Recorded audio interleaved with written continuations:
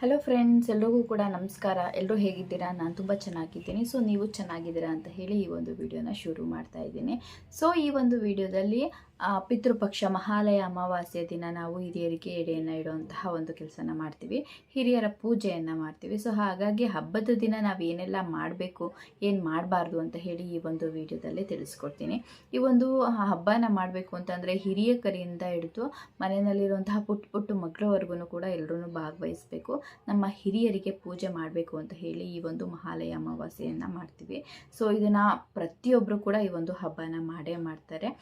ತಂದೆ ತಾಯಿಗಳಿಗೆ ಅಥವಾ ಅಜ್ಜ ಅಜ್ಜಿಯಂದಿರಿಗೆ ಯಾರು ಮರಣ ಹೊಂದಿರ್ತಾರೆ ಅಥವಾ ಸತ್ತಿರ್ತಾರೆ ಅವರಿಗೆ ಈ ಒಂದು ಹಬ್ಬನ ಪೂಜೆ ಮಾಡೋದಕ್ಕೆ ಅಂತ ಹೇಳಿ ಮಾಡುವಂತಹ ಹಬ್ಬ.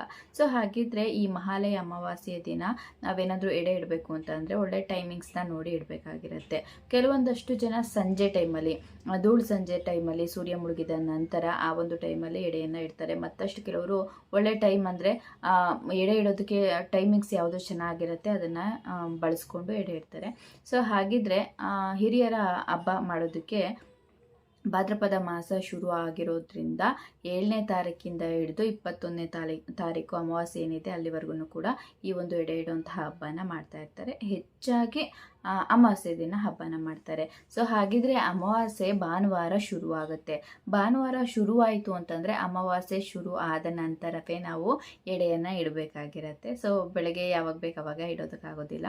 ಅಮಾವಾಸ್ಯೆ ಅಂತ ಅಂದರೆ ಭಾನುವಾರ ಅಂದರೆ ಬೆಳಗ್ಗೆಯಿಂದನೇ ಶುರುವಾಗಿರೋದಿಲ್ಲ. ಅಮಾವಾಸ್ಯೆಯ ತಿಥಿ ಯಾವಾಗ ಶುರುವಾಗುತ್ತೆ, ಯಾವಾಗ ಮುಗಿಯತ್ತೆ ಅನ್ನೋದು ತಿಳ್ಕೊಂಡಿರಬೇಕು.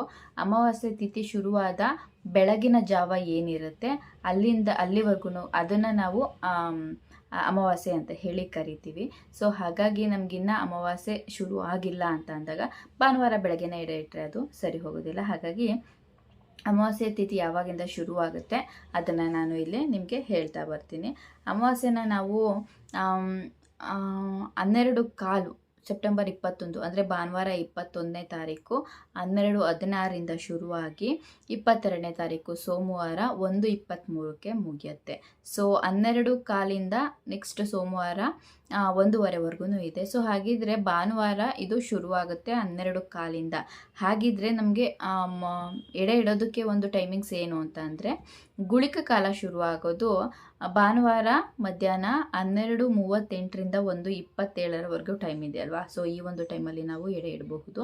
ಅದನ್ನು ಬಿಟ್ಟರೆ 1:15ರಿಂದ 3:53ವರೆಗೂ ಕೂಡ ಯಮಗಂಡ ಕಾಲ ಇದೆ, ಅದರಲ್ಲಿ ಕೂಡ ಇಡಬಹುದು. ರಾಹುಕಾಲದಲ್ಲಿ ಎಡೆಯನ್ನು ಇಡಬಾರ್ದು. ಆಲ್ಮೋಸ್ಟ್ ಗುಳಿಕ ಕಾಲದಲ್ಲಿ ಇಡೋದಕ್ಕೆ ಟ್ರೈ ಮಾಡಿ. 12:38ರಿಂದ 1:27 ಏನಿದೆ ಆ ಒಂದು ಸಮಯದಲ್ಲಿ ನೀವು ಎಡೆಯನ್ನು ಇಡಬಹುದಾಗಿರುತ್ತೆ. ಇವಾಗ ಎಡೆ ಇಡೋದಕ್ಕೆ ಟೈಮಿಂಗ್ಸ್ ಎಲ್ಲ ನೋಡ್ಕೊಂಡಿದ್ದಾಯಿತು.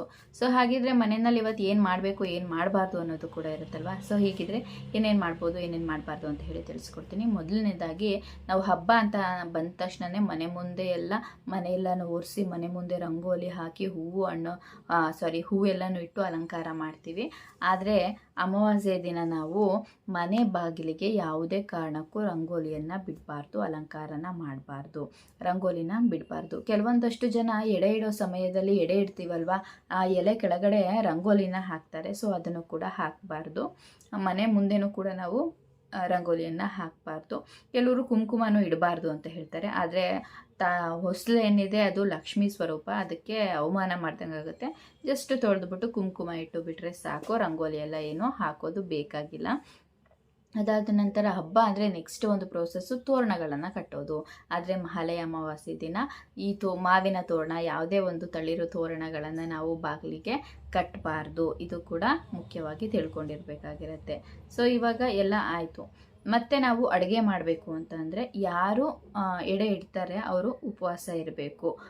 ಮಗ, ಸೊಸೆ ಅಥವಾ ಯಾರು ಹೆಂಡತಿ ಯಾರು ಮರಣ ಹೊಂದಿರ್ತಾರೆ ಅವರಿಗೆ ಸಂಬಂಧಿಕರು ಯಾರು ಇರ್ತಾರೆ ಅವರು ಉಪವಾಸ ಇದ್ದು ಅಡುಗೆ ಮಾಡಿ ಉಪವಾಸ ಇದ್ದು ಎಡೆಯನ್ನು ಇಡಬೇಕಾಗಿರುತ್ತೆ. ಅದಾದ ನಂತರ ಎಡೆ ಇಡುವಂತಹ ಸಮಯದಲ್ಲಿ ಕಳಶ ಸ್ಥಾಪನೆ ಮಾಡಬೇಕು. ಕಳಶಕ್ಕೆ ನಾವು ತೆಂಗಿನಕಾಯಿನ ಬಳಸಬಾರ್ದು.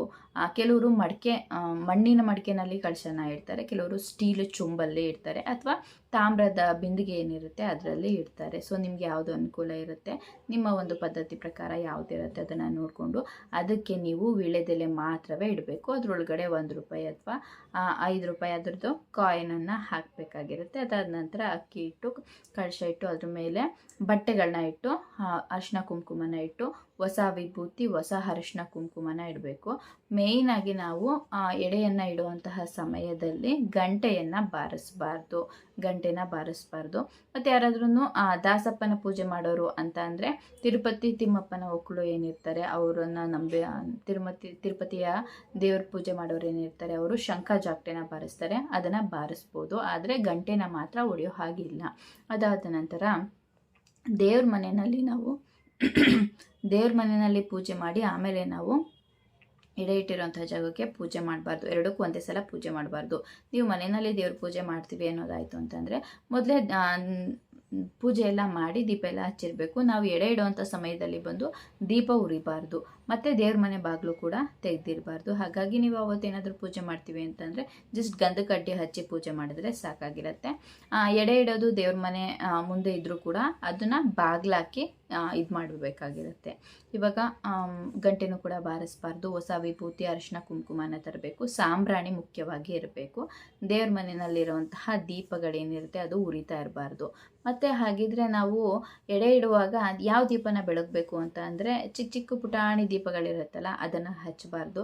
ಮಣ್ಣಿನ ದೀಪ ಹಚ್ಚಬೇಕು. ಅಥವಾ ದೀಪಾಲೆ ಕಂಬ ಏನಿರುತ್ತೆ ಹಿತ್ತಾಳೆದು ಅದನ್ನು ಹಚ್ಚಬೇಕು. ಮುಖ್ಯವಾಗಿ ಎಡೆ ಇಡುವಂಥ ಸಮಯದಲ್ಲಿ ದೀಪಾಲೆ ಕಂಬಗಳನ್ನ ನಾವು ಮೊದಲಿಂದನೂ ಹಚ್ಕೊಂಡು ಬಂದಿದ್ವಿ, ಹಾಗಾಗಿ ಅದನ್ನು ಹಚ್ಚಬೇಕಾಗಿರುತ್ತೆ. ಅದಾದ ನಂತರ ನಾವು ದಕ್ಷಿಣ ಮುಖವಾಗಿ ಒಂದು ಮಣ್ಣಿನ ದೀಪವನ್ನು ಹಚ್ಚಬೇಕಾಗಿರುತ್ತೆ. ಎಡೆ ಸಾಮಾನು ಅಂತ ಏನು ಬಂದಿರುತ್ತೆ ಅದರಲ್ಲಿ ಚಿಕ್ಕದು ಬಳೆ ಇರುತ್ತೆ, ಆಮೇಲೆ ಇದು ಓಲೆ ಇರುತ್ತೆ. ಅದಾದಮೇಲೆ ಸ್ವಲ್ಪ ಎಡೆ ಸಾಮಾನಿಗೆ ಕೊಟ್ಟಿರುವಂತಹ ಕೆಲವೊಂದಷ್ಟು ಸಾಂಬ್ರಾಣಿಗಳು, ಹೊಗೆ ಸೊಪ್ಪು ಇದೆಲ್ಲ ಇರುತ್ತೆ, ಬಿಚ್ಚೋಲೆ ಎಲ್ಲ ಇರುತ್ತೆ. ಅದನ್ನೆಲ್ಲ ನಾವು ಓಪನ್ ಮಾಡಿ ಇಡಬೇಕು. ಧೂಪನ ನಾವು ಬೆಳಗಬೇಕಾಗಿರುತ್ತೆ, ಗಂಟೆಯನ್ನು ಬಾರಿಸಬಾರ್ದಾಗಿರುತ್ತೆ. ರಂಗೋಲಿನ ಮುಖ್ಯವಾಗಿ ನಾವು ಆ ದಿನ ಬಿಡಬಾರ್ದು. ಎಡೆ ಎಲ್ಲ ಇಟ್ಟಾದಮೇಲೆ ನಿಮ್ಮ ಒಂದು ಪದ್ಧತಿ ಪ್ರಕಾರ ಯಾವ ಊಟವನ್ನು ಮಾಡಿರೋಂತಹ ತಿಂಡಿ ತಿನಿಸುಗಳನ್ನ ಇಡ್ತೀರಾ ಅದನ್ನೆಲ್ಲ ಇಟ್ಟು ಪೂಜೆ ಎಲ್ಲ ಮಾಡಿ ಒಂದು 5 ನಿಮಿಷಗಳ ಕಾಲ ನಾವು ಮನೆಯಿಂದ ಹೊರಗಡೆ ಹೋಗಬೇಕಾಗತ್ತೆ. ಮನೆಯಿಂದ ಹೊರಗಡೆ ಹೋಗಿ ಆ ನಂತರ ನಾವು ಮನೆ ಒಳಗಡೆ ಬರಬೇಕು. ಹಾಗಿದ್ರೆ ಎಡೆ ಇಟ್ಟಿರೋದನ್ನೆಲ್ಲ ಅವಾಗ ಯಾರು ತಿನ್ನಬಾರ್ದಾ ಅಂತ ಕೇಳಿದ್ರೆ ಖಂಡಿತವಾಗ್ಲೂ ಅದನ್ನು ಪ್ರಸಾದದ ರೂಪದಲ್ಲಿ ನಾವು ತಗೊಂಡು ತಿನ್ನಬಹುದು. ಎಡೆ ಎಲ್ಲ ಅವತ್ತು ಎತ್ತೋದಕ್ಕೆ ಹೋಗಬಾರ್ದು. ನಾವು ಏನು ಎಡೆ ಇಟ್ಟಿರ್ತೀವಿ ಅವತ್ತು ಅದನ್ನು ತೆಗಿಬಾರ್ದು. ಅದನ್ನು ಬಿಟ್ಟು ಮಾರನೇ ದಿನ ಬೆಳಗ್ಗೆ ನಾವು ತೆಗಿಬೇಕಾಗಿರುತ್ತೆ. ಅದರಲ್ಲಿ ಇಟ್ಟಿರುವಂತಹ ಇವಾಗ ನಾವಿದ್ದಾಗ ನಮ್ಮ ಕಾಲದಲ್ಲಿ ನಾವು ಮಕ್ಕಳಾಗಿದ್ದಾಗ ಎಡೆ ಇಟ್ಟಾಗ ಅದರಲ್ಲಿರುವಂತಹ ಎಡೆ ಎಲ್ಲ ಪೂಜೆ ಎಲ್ಲ ಆಯಿತು, ಹೊರಗಡೆ ಹೋಗಿ ಬಂದ್ವಿ, ಮತ್ತು ಒಳಗಡೆ ಬಂದ ತಕ್ಷಣ ಸ್ವೀಟ್ಸು ಮತ್ತು ಫ್ರೂಟ್ಸ್ ಎಲ್ಲ ಏನಿತ್ತು ಅದನ್ನೆಲ್ಲ ಎತ್ಕೊಂಡು ತಿಂತಾಯಿದ್ವಿ. ಮತ್ತು ಯಾರಾದರೂ ಮನೆಯಲ್ಲಿ ಹಿರಿಯರು ಇತ್ತು ಅಂತಂದರೆ ಅಲ್ಲಿರುವಂತಹ ಊಟ ಏನಿತ್ತು ಅದನ್ನೆಲ್ಲ ಎತ್ತು ಕೊಡ್ತಾಯಿದ್ವಿ. ಇನ್ನು ಮಿಕ್ಕಿತ್ತು ಅಂತಂದರೆ ಅದನ್ನು ಹಾಗೆ ಇಟ್ಬಿಟ್ಟು ಬೆಳಗ್ಗೆ ಎದ್ದು ಕಳಶನ ವಿಸರ್ಜನೆ ಮಾಡ್ತೀವಲ್ವ, ಕಳಶ ತೆಗಿತೀವಲ್ವ, ಸೊ ಆವಾಗ ಅದನ್ನು ತಗೊಂಡೋಗಿ ಯಾವುದಾದ್ರೂ ಹಸುಗಳಿಗೆ ಕೊಡ್ತಾಯಿದ್ವಿ. ಮತ್ತು ಅಲ್ಲಿರುವಂತಹ ಎಲೆ ಆಗಿರಬಹುದು, ಬಾಳೆ ಎಲೆ ಆಗಿರಬಹುದು, ಕಳಶದ ನೀರಾಗಿರಬಹುದು, ಇದನ್ನೆಲ್ಲ ಹರಳಿ ಮರಕ್ಕೆ ನಾವು ತಲುಪಿಸ್ತಾ ಇದ್ವಿ. ಅಂದರೆ ಹರಳಿ ಮರದ ಹತ್ರ ಹಾಕ್ತಾಯಿದ್ವಿ. ಈಗಲೂ ಕೂಡ ಹಾಗೆ ಮಾಡಬೇಕಾಗುತ್ತೆ. ಕಳಶದ ನೀರನ್ನು ನಾವು ಮನೆಯ ಮುಂದೆ ಇರುವಂತಹ ಒಂದು ತೆಂಗಿನ ಗಿಡ ಆಗಿರಬಹುದು, ಅಥವಾ ತೆಂಗಿನ ಗಿಡ ಇಲ್ಲ ಅಂತಂದರೆ ಊರಲ್ಲಿ ಹರಳಿ ಮರ ಇರುತ್ತೆ ಅಲ್ಲಾಗಿರಬಹುದು, ಅಥವಾ ಯಾವುದಾದ್ರೂ ಮನೆಯಲ್ಲಿ ಇರುವಂತಹ ಗಿಡಗಳಿಗೆ ನಾವು ನೀರನ್ನು ಹಾಕಬೇಕಾಗಿರುತ್ತೆ. ತಗೊಂಡೋಗಿ ಎಲ್ಲಾದ್ರೂ ಬಿಸಾಕೋದು, ಎಲ್ಲಾದ್ರೂ ಚೆಲ್ಲೋದು, ಆ ರೀತಿಯಾಗೆಲ್ಲ ಮಾಡಬಾರ್ದು. ಅದಾದಮೇಲೆ ಕೆಲವರು ಕಳಶ ಎಡೆ ಎಲ್ಲ ಇಟ್ಟಾದಮೇಲೆ ಸ್ವಲ್ಪ ಊಟ ನಾವೇನು ಅಡುಗೆನ ಮಾಡಿರ್ತೀವಿ ಅದನ್ನು ತಗೊಂಡು ಕಾಗೆಗಳಿಗೆ ದಾನವನ್ನು ಕೊಡ್ತಾರೆ. ಅಂದರೆ ಕಾಗೆಗೆ ತಿನ್ನೋದಕ್ಕೆ ಅಂತ ಹೇಳಿ ಹೊರಗಡೆ ಇಟ್ಬಿಡೋದು, ಇದು ಕೂಡ ಒಂದು ದಾನ ಅಂತಲೇ ಹೇಳ್ಬಹುದು. ಪಿತೃಪಕ್ಷದಲ್ಲಿ ಇದನ್ನು ಕೂಡ ಮಾಡ್ತಾರೆ. ಕೆಲವೊಂದಷ್ಟು ಜನ ಬ್ರಾಹ್ಮಣರಿಗೆ ಸ್ವಯಂ ಪಾಕ ದಾನ ಅಂತ ಹೇಳಿಕೊಡ್ತಾರೆ. ಸ್ವಯಂ ಪಾಕ ದಾನ ಅಂತಂದರೆ ಒಂದು ಮನುಷ್ಯ ಒಂದು ಹೊತ್ತಿಗೆ ಮನೆಯವರೆಲ್ಲರೂ ಕೂಡ ಕೂತು ಊಟ ಮಾಡುವಂಥ ಈ ಪ್ರತಿಯೊಂದು ವಸ್ತುನೂ ಉಪ್ಪು, ಮೆಣಸಿನ್ಕಾಯಿ, ಹುಳಿ, ಟೊಮ್ಯಾಟೊ, ಮತ್ತು ಧನಿಯಾ ಪುಡಿ, ಖಾರದ ಪುಡಿ, ತರಕಾರಿ, ಅಕ್ಕಿ, ಬೇಳೆ, ಬೆಲ್ಲ ಇದೆಲ್ಲನೂ ಸೇರಿಸಿ ಕೊಡುವಂಥದ್ದಕ್ಕೆ ಸ್ವಯಂ ಪಾಕ ಅಂತಾರೆ. ಇದನ್ನು ಕೂಡ ನಾವು ಮಾಡಬಹುದು.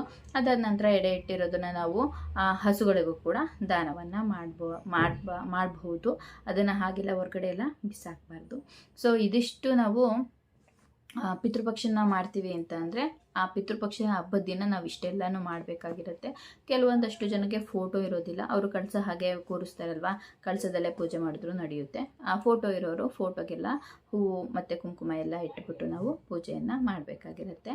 ತಪ್ಪದೇ ಎಲ್ಲರೂ ಕೂಡ ಪಿತೃಪಕ್ಷವನ್ನು ಮಾಡಬೇಕು. ಇದು ಹಿರಿಯರಿಂದ ನಮ್ಮ ಮುಂದಿನ ಸಂತತಿಗೆ, ಮುಂದಿನ ಪೀಳಿಗೆಗೆ ಒಂದು ಆಶೀರ್ವಾದ ಸಿಗುತ್ತೆ ಅನ್ನೋ ಒಂದು ನಂಬಿಕೆ. ಸೊ ಈ ಒಂದು ವಿಡಿಯೋದಲ್ಲಿ ನಾನು ಕ್ವಿಕ್ಕಾಗಿ ಹಬ್ಬದ ದಿನ ಏನೆಲ್ಲ ಮಾಡಬೇಕು, ಏನು ಮಾಡಬಾರ್ದು ಅಂತ ಹೇಳಿ ತಿಳಿಸ್ಕೊಟ್ಟಿದ್ದೀನಿ. ಮತ್ತೇನಾದರೂ ಅನುಮಾನ ಆಯಿತು, ನಮ್ಗೆ ಇದು ಗೊತ್ತಾಗ್ತಾ ಇಲ್ಲ ಅಂತ ಅಂದರೆ ಕೇಳಬಹುದು. ನನಗೆ ಗೊತ್ತಿರುವಂಥ ವಿಚಾರನ ನಿಮ್ಮ ಮುಂದೆ ತರ್ತೀನಿ. ಮತ್ತೆ ಮುಂದಿನ ವಿಡಿಯೋದಲ್ಲಿ ಸಿಗ್ತೀನಿ. ಅಲ್ಲಿವರೆಗೂ ಧನ್ಯವಾದಗಳು.